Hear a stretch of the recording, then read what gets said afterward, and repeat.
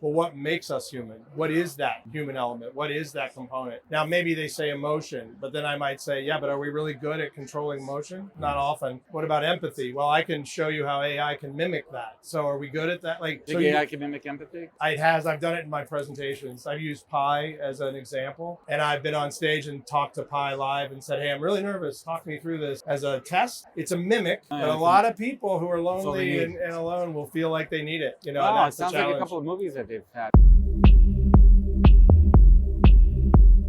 Welcome to the podcast, where we introduce you to incredible humans who share their journeys with the mission to inspire you to harness your own inner tenacity to drive your life and career forward. And now, your host, Adam Posner.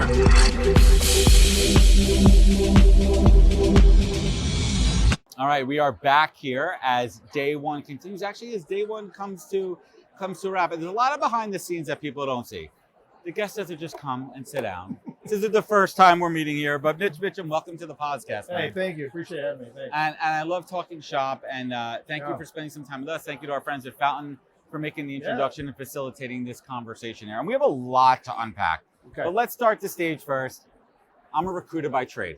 Mm-hmm. So I'm going to ask you a question that I ask candidates. Tell us who you are and what you do best, Mitch. Oh, I like that.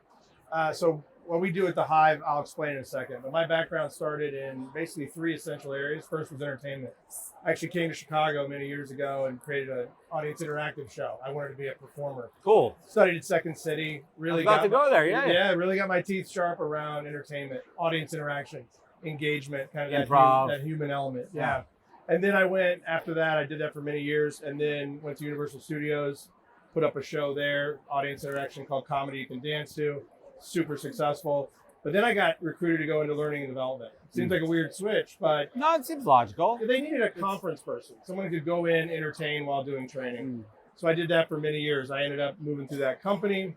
Then I got restless. I wanted to start a kind of a startup on my own. So I partnered with a couple guys. We created a dating app. It was a social and dating app, social networking and dating. We sold it in 2015. And sounds like peak dating app time. Yeah, and I it was in a very niche space. We can get into that in a second. But I'm curious. I learned a lot about then the algorithmic side of technology. Right, now you're learning the tech side, but you have the human side. Now you're learning the tech side. That's exactly right. Got me fired up, got me excited about tech, how humans interact with it. And that time we were seeing humans kind of commoditize each other in the app, right? So I could order someone like a pizza. That's when things were starting to go kind of sideways. Yeah. So I was glad to get out of that. It was a good time. I sold, left. And then after COVID, many years later, I started a training company. But then I was like, after COVID, I said, this human element's going to be critical. And then AI was coming onto the scene, and I knew a lot about the tech side. And I was like, we're going to pull these things together. We're going to work on the human skills, the human side, the human element. And at the same time, we're going to infuse that with how to use these tools of AI. Well, that's the whole thing, right? The whole thing is we're moving so fast in this tech space that we're losing the human touch. Right. We're here at a HR tech conference, and so many folks here are talking about how they're using AI. But how are we using AI to allow more time for the humanity? To use AI to be more efficient for the human side, and I think that's really what it's all about. Let's go back to the dating app for a minute. Oh yeah. All right, I'm curious. I met my wife on a dating app. We were talking about that during lunch, and that was 17 years ago. It's a little bit different. It didn't have all the bells and whistles it does now. The algorithm was simpler. It was simpler, and it was a lot more human input versus algorithmic driven matching. So what was different about this app that you created? Well, okay, so I'll reveal it even though we're at an HR conference. It was in a niche space. It was in the cannabis space. And the reason we talk about cannabis on the show? Yeah, the reason I did that, my mother had survived a second cancer by growing her own cannabis. I was a big believer in it. And so when I got into that space, I said, let's make a dating and connection kind of hybrid where people can meet other people who are consumers. Or cannabis friendly. So they don't have this stigma. So we built this app called Hi There. It was H-I-G-H. I love it. T-H-E-R-E. Yeah. It was great. We got about 400 or 300,000 users in 11 months. It blew up. So, well, again, what I learned is that if you don't let people, we built something called My Story, so you can tell your story. Without that, it didn't grow fast. After that, it grew fast. That's a human element. It's about your story.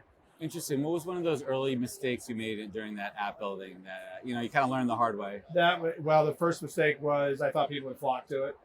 You thought it'd be more of an attraction. 100%. Yeah. Beyond a novelty. It was a novelty. We had a lot of media, but I thought it would be something else faster. The cannabis culture is strong. There's a lot of people that tie it to their identity. Yeah, they do. Right? Yeah. So it was a rightful hypothesis. It was, but what it needed was that. What was it missing? It was missing the human element. It was missing the my story. We were doing it based on preferences, not based on being able to tell who you were. And that's what tech loses sometimes. It's not about us. It's about the preferences or the customization. That's what we changed. I mean, that's my biggest fear right now. It's like that whole Terminator scenario that the machines are going to take over one day. And I say this all the time. I said it at least 15 times today.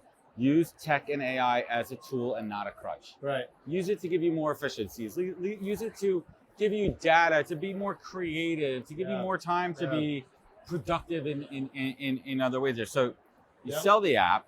You're getting more involved in the tech space, and now you're moving into this new world where it's all kind of coming back together. The convergence. You scared? Scared? Was I scared? Were you scared that the tech was going to eventually take over? I was scared not by the tech. When you were building. Yeah, I was more scared by the people. It's the way people use it or misuse it, right?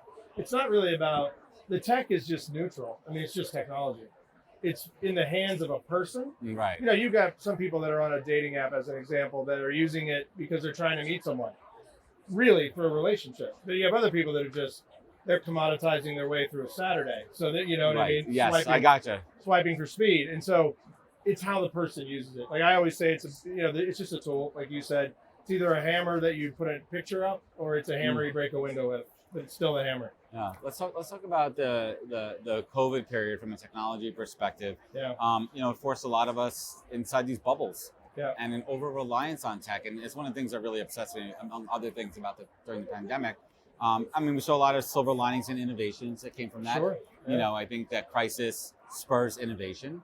We saw a lot of cool products come out, a lot of new things, but it also caused a lot of over reliance, especially in the workspace. And you talk about the human experience and connection.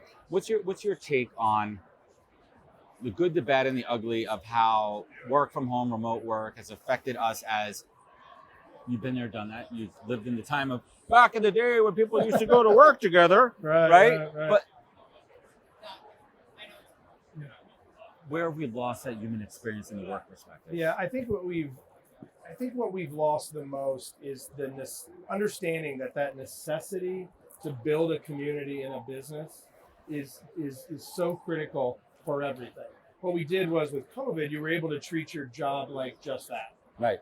Just where you go, you sort of commoditize the job, right? Yeah, right, exactly. It took the culture out of it. And you've lost not just sort of a trite, culture, but no, like real community, really building something together. And I think that's what we lose. And then it just isolated us more and more and separated us from each other. And so then we kind of get in our bubbles. We build these habits of being alone. And then there's no incentive to go back to what was. That's the problem. But there's no evolved what should be. And that's the problem. Well, let's talk about the other side of that. Where have we seen technology in the last 4 years really innovate for more connection in that physical space? Yeah. Well, not enough. I mean, that's the problem. You see people forcing it back to work or back to the office, which I totally understand from their perspective. However, they're not pushing how we're going to use that to build that community or to build that cohesion. Hey everybody, Adam here. Today's podcast is brought to you by the team at Fountain.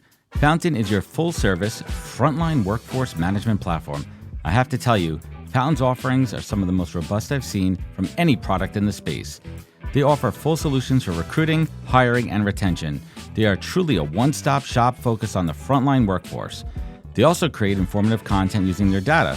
For example, they analyze a bunch of data from their fast food clients and create a trend report you can download now on their website. They also have a new ebook out called Frontline Voices. It's a lot to dive into, so certainly check it out. And you can learn more at fountain.com, linked in the show notes. Tell them Adam sent you. Thanks. So you talk a lot about human experience. Right? Yeah. You talk about the human experience, and that is very broad, Mitch. It's broad. It is. How do you define in the work that you're doing, in the products and tech that you're building, and in the teams that you're creating, how do you define human experience? To me, the human experience is easily defined by saying it's this essence of us as people that we focus on first to connect with others and to connect with ourselves as a person. So like, for example, if I'm speaking about this, the first question I ask an audience is, well, what makes us human? What is that human element? What is that component? Now, maybe they say emotion, but then I might say, yeah, but are we really good at controlling emotion? Not often. What about empathy? Well, I can show you how AI can mimic that. So are we good at that? Like, you think AI can mimic empathy? I've done it in my presentations. I've used Pi as an example, and I've been on stage and talked to Pi live and said, hey, I'm really nervous. Talk me through this as a test. And she'll come back as a female voice and say, I just want you to know you're amazing. You're awesome. I see you. I feel that you're going to do well. It's a mimic. But a lot of people who are lonely and alone will feel like they need it. You know, it sounds like a couple of movies that they've had. Yeah, it's just like that. Yeah. Right, exactly like that. So that's what I think it is. Human experience, and it's tough. I mean, I look at, you have kids? I have 4 kids. Yeah. What are their ages? 20, 18, 16, and 4. Okay. Or 2. I'm sorry, 2. You've been at this a while, man. I've been at this a while. You've been at this far. I got 12 and 6. Okay. And it's always hard for me. Let's talk about parenting and technology for a little bit. Let's do it. Yeah. I want to get into this. We talk about this a lot in my house.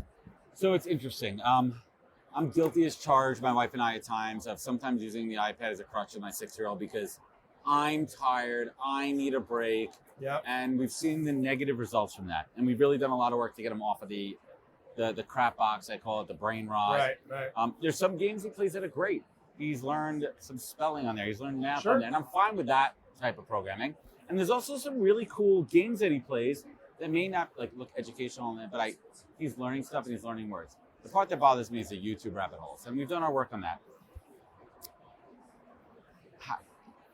How do we reverse this? How do we detox from devices? How do we do a better job as parents while still? I also want. Let me be very, very careful when I say this. I want my children to have every technological advantage. That's right. So my daughter has a Web3 wallet. She knows how to mint. We've created NFTs because I want her to know what it means and have the technology. It's good. So there's a balance there. Right. How do we get there? Well, I think, and again, I'm ahead of you a little bit on the ages of my kids. You still got a little one though. Yeah, but I do have a little one. And now here's what's really.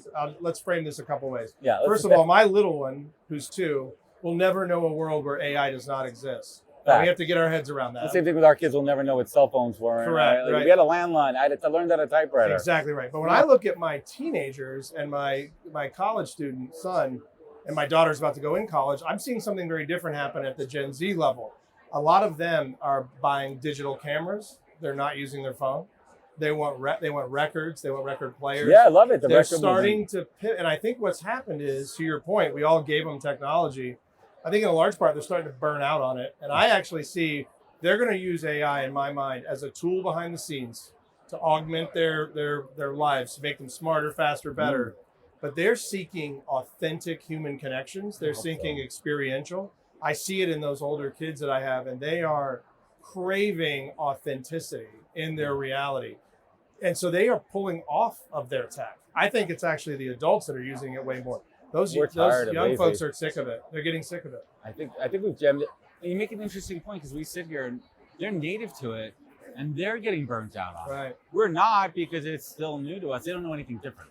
They don't know anything different. And they're like, what is it? I need a change. I need a breath of fresh air. Yeah. I need to get outside. I need to live. I need to have experiences. So Yeah. let's talk about your book. You Disrupted. Yeah. And I like to talk to authors about this. Let's back into that title. Yeah. Where'd it come from? What does it mean? Yeah. So here's what I said in You Disrupted, which was a few years ago. I said, look, you have 2 choices in life. You can either disrupt yourself or someone or something else is, and you're not going to like it. Now, that book, when I said it, AI hadn't come out yet. I was just talking about how technology was changing and how life was changing. And it was before COVID. And then when COVID hit, I would go give that speech virtually, and I would say, well, it's never been more true than today. There it is. Then when AI hit, I'm doing it all over again. I'm like, once again, what have I been saying? You either disrupt yourself or you sit down and wait for it, but it's coming. Yeah. And so I think that's what that book means. It's the essence of that book is really to say, look, things are going to change, and they're changing faster than ever in history. But we have choices. We can either sit here and get run over, or we can get on the train and try to figure out how to run it. I mean, I'm a deep believer in that. You could either let life happen to you or let life happen for you. For sure. And once once you kind of embrace that, Mitch, and I think that comes with maturity and it comes with life experiences, good or bad. Oh yeah. Right? Now, negative life experience will lead you in failure, that success, direction. all of it. What are you working on these days that's getting you excited? So Hive, we're doing a lot around, again, that human element, human engagement. We're doing a lot with training and development, and we're going right back to the basics of really fantastic personal human skill like presentation skills, communication, the things we've lost in the last 4 to 5 years.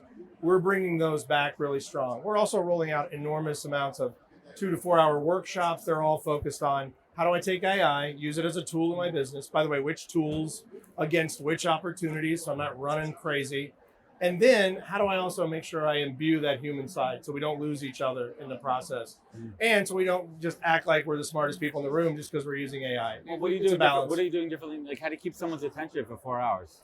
Well, for 4 hours. I mean, this is your background, man. You come from this world of interactive engagement, audience participation. So going back to your early days of improv here in Chicago, what are some of those old school Mitch tactics that you're implementing? Number one, it's just like improv. I'm up there to have a conversation. Right. It's engaging because I'm just talking to you. Right.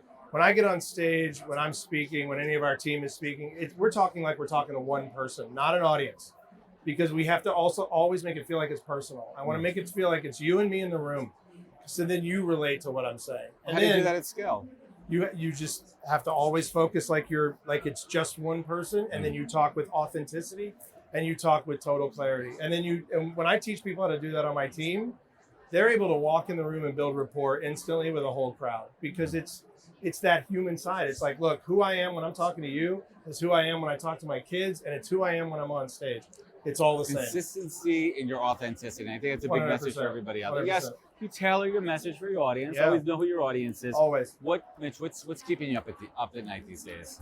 I'm watching the way, and we use a lot of AI. We're immersed in it. But I'm watching how people are resisting at a level in some ways that's really scary because it's going to happen. Every AI developer I know. The web, they resisted the internet. Right? Yeah, but this will be like electricity. This will be in everything. Yeah. And so that you can't act like it's not going to happen. But more importantly, I worry about how much trust we've put into things like, open like mainstream media, and we put trust in social media, and we put less trust in real conversation. And I think that's what we're going to have to bring back. That's what makes me the most nervous. Also, I've seen some things in the AI space that are really both exciting and concerning. I just met with a company that is working on a tool that's like an avatar of AI that will grow up with your child. Starts off as a 5-year-old. Like a digital twin? Yes, and it matures with your child and helps educate. These kinds of innovations are what are going to scare parents and what are going to scare education. I like that. If I had a little digital twin of my son Oliver that would work with him on math and that's super smart and can teach him things. And talk to him in his tone, like, hey buddy, why don't we slow down there for a minute? And he's like, thanks, buddy. And also I think he would love to do it from a gamification standpoint. Yeah. Like, how do you use it for good? And that's all I hope for in this world. Yeah, that's my focus too. The big thing with AI that scares me is the data source. And that's whenever I talk to a company that says, we're using AI, I'm like, first question is, where's your data coming from? And define how you're using AI. Right. It's such a broad statement. That's right. Right? Machine learning's been around for a long time. Mm-hmm. Right? Like, are you just reskinning it so you can include it? Did you change your company to, podcast.ai instead of podcast.com? Just for a buzzword? No. Yeah. How are you using it? When you come into a pitch meeting, what are some of those questions that you ask to get to the real nut? Are they doing this the right way? Or at least are they on the right track? Yeah, I think, if I'm talking to a big company like the clients we have, one of the first questions I'm asking is, what are your challenges? It's the same fundamental question I would ask them if AI didn't exist. What are your challenges? What tools do you need to solve it? Same thing with AI. If you have a challenge, you're trying to solve a challenge, don't just run and grab a bunch of tools, because I've met companies that have bought in and licensed whole AI mechanisms that they're not using because they don't know what the challenges are. They had to check it off, right? They had to check a box for the board. Someone at the board was like, we need AI. We heard we got to use this AI thing over it, right? Like this. Right. The old man in the room, the boomers, the kids call us, right? We need to get down there. So let's wrap it up. I want you to leave my audience with some words of wisdom. Yeah. I've been doing the show for a long time. It is my masterclass that I've curated. It's kind of cool when I think about it that way. Yeah. But the beauty is I get to share it with my audience, and they appreciate the different perspectives, the different viewpoints that are out there, the different life experience. And I found there's a couple of questions that have really kind of paved that way. And the one I really love to ask is around advice. And it's not just asking you, Mitch, like, what's the greatest piece of advice, but what's that advice that you receive that you take action on daily? It's kind of like, what's your mantra? Yeah. Okay, so I'll give it to you in two pieces. Please. First, something my grandmother always said to me when I was growing up. She said, honey, life is short. We're all in it together and nobody gets out alive. So we might as well learn how to cooperate. That was number one. And I've heard that before. That set a tone for me. That set a tone for me. I think the second piece is I always, and we put it in our company, just be human first. That's the key. I got to relate to you, whether I'm using tech or not. Right. And then when it comes to technology, the whole philosophy is we talk to AI like it's a person. So like it works for us. And those things kind of all coming together. They synergize that human experience for us. So it's powerful. I love it. This has been a great chat. Mitch, where can folks find you? Where can they connect? Where can they learn more? Yeah, they can find us on ahumanhive.com. It's ahuman, H-I-V-E, like a beehive. Human Hive. ahumanhive.com. There we go. And they can reach out to me there as well. That's awesome. Thank you so much for joining us today. That is going to be a wrap on day one at Mitchem. We'll be back tomorrow. We have a jam-packed lineup on day two. More incredible folks like Mitch. We're going to chop it up about all things HR, TA, AI, ABC, 1, 2, 3. That's a wrap, folks. Thank you, Fountain, for sponsoring us. Thank you for being a great partner. And we'll catch you on the next episode tomorrow. Take care, everybody. Wisdom is forever, but for us, it's time to go. Thank you for joining us. Luckily, we'll be back with our next episode soon, jam-packed with more incredible humans. Thank you for listening, subscribing, and sharing. To join the conversation, search the Podcast on LinkedIn. And to catch up on past episodes and more info, please visit www.thepodcast.com.